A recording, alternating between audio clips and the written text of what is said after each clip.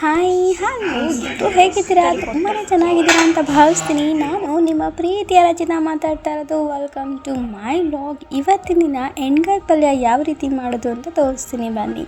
ಈ ರೀತಿ ಒಂದ್ಸಲ ಎಣ್ಗಾಯಿ ಪಲ್ಯ ಮಾಡಿದ್ರೆ ಖಂಡಿತ ಸೂಪರ್ ಟೇಸ್ಟಿಯಾಗಿರುತ್ತೆ ಮತ್ತು ಅಲ್ಟಿಮೇಟ್ ಆಗಿರುತ್ತೆ. ಮತ್ತು ಇನ್ನೊಂದು ಸಲ ಮಾಡಿಕೊಡ್ತೀರಾ ಪ್ಲೀಸ್ ಅಂತ ಕೇಳ್ತಾರೆ, ಅಷ್ಟು ಟೇಸ್ಟಿಯಾಗಿರುತ್ತೆ. ಟ್ರಸ್ಟ್ ಮಿ ಗೈಸ್, ಖಂಡಿತ ನೀವು ಕೂಡ ಮಾಡ್ಕೊತೀನಿ. Very very beautiful and super ಟೇಸ್ಟಿಯಾಗಿರುತ್ತೆ ಕೂಡ.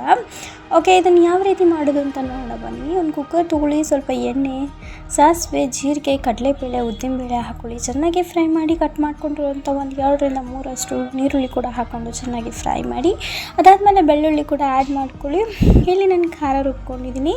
ಅದಾದಮೇಲೆ ಇಲ್ಲಿ ಕ್ಯಾಪ್ಸಿಕಮ್ ಕ್ಯಾಪ್ಸಿಕಮ್ ದಪ್ಪ ಇರೋದಕ್ಕಿಂತ ಸಣ್ಣ ಜವಾರಿ ಮೆಣಸಿನ್ಕಾಯಿ ಅಂತ ಹೇಳ್ತಾರಲ್ಲ, ಆ ಒಂದು ಜವಾರಿ ಮೆಣಸಿನ್ಕಾಯನ್ನ ಈ ಒಂದು ಒಗ್ಗರಣೆಯಲ್ಲಿ ಹಾಕಿ ಚೆನ್ನಾಗಿ ಫ್ರೈ ಮಾಡಿ. ಆಯಿತಾ, ಈ ಖಾರಕ್ಕೋಸ್ಕರ ನಾನಿಲ್ಲಿ ಕಡಲೆ ಬೀಜ ಹುರ್ಕೊಂಡಿದ್ದೀನಿ, ಸ್ವಲ್ಪ ಎಳ್ಳು, ಆಮೇಲೆ ಉಚ್ಚಲ್ ಪುಡಿ ಅಂತ ಹೇಳ್ತಾರಲ್ಲ ಅದನ್ನು ಹಾಕ್ಕೊಂಡಿದ್ದೀನಿ. ಅದಾದಮೇಲೆ ಇಲ್ಲಿ 3 ಸ್ಪೂನಷ್ಟು ಸಾಂಬಾರು ಪೌಡರ್ ಹಾಕ್ಕೊಂಡಿದ್ದೀನಿ, ಸ್ವಲ್ಪ ಹುಣಸೆಹಣ್ಣು ಕೂಡ ಹಾಕ್ಕೊಂಡಿದ್ದೀನಿ ಅಷ್ಟೇ.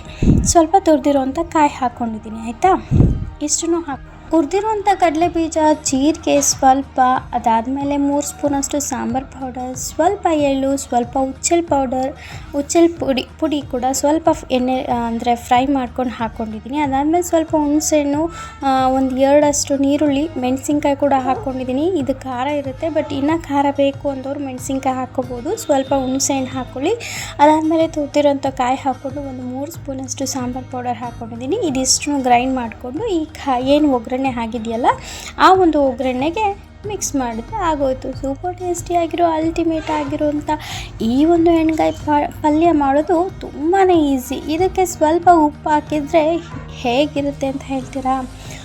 ಹೋಟೆಲ್ ಸ್ಟೈಲಲ್ಲಿ ಇರುತ್ತಲ್ಲ ಆ ರೀತಿಯೇ ಇರುತ್ತೆ. ಫುಲ್ ನುಣ್ಣಗೆ ರುಬ್ಬೋ ಅವಶ್ಯಕತೆ ಇಲ್ಲ.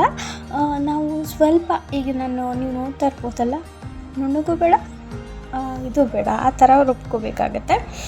ಓಕೆ, ಈ ರೀತಿ ಒಂದ್ಸಲ ನೀವು ಕೂಡ ಟ್ರೈ ಮಾಡಿ. ಈ ಒಂದು ಎಣ್ಗಾಯಿ ಪಲ್ಯ ಚಪಾತಿಗೆ, ರೊಟ್ಟಿಗೆ ಸೂಪರ್ ಆಗಿರುತ್ತೆ. ಅಷ್ಟೇ ಯಾಕೆ ಅನ್ನಕ್ಕೆ ಕೂಡ ಹಾಕ್ಕೊಂಡು ತಿನ್ಬೋದು. ನಿಮಗೆ ಹೇಗೆ ಅನಿಸುತ್ತೋ ಹಾಗೆ ನಾವು ಮಾಡ್ಕೊಂಡು ತಿನ್ಕೋಬಹುದು. ಸ್ವಲ್ಪ ಬೆಲ್ಲ ಕೂಡ ಆ್ಯಡ್ ಮಾಡ್ಕೊಳ್ಳಿ. ಲಿಡ್ನ ಕ್ಲೋಸ್ ಮಾಡಿ 2 ವಿಷಲ್ ಕೂಗಿಸ್ಲೇಬೇಕು ಅಂತ ಏನಿಲ್ಲ.